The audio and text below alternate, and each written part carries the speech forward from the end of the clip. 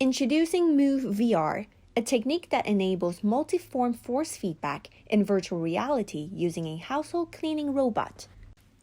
With the increasing popularity of household cleaning robots in recent years, we believe there are opportunities to leverage domestic robots to conduct tasks beyond household cleaning.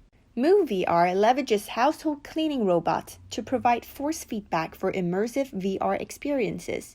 In this example, the user is experiencing a fishing VR game, with Move VR simulating realistic haptic feedback in the real world.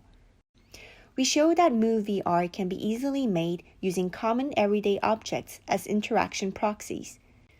We designed 4 force expressions: tension, reaction, resistance, and impact. Move VR is capable of generating multiple levels of force intensity, directions, patterns, and material rigidness. This is achieved by changing the robot's moving speed, position, as well as the carried proxies. Through a force user perception study, we showed that Move VR can deliver distinguishable multiple levels of force expression. Finally, we designed a VR game to evaluate the effectiveness of this method.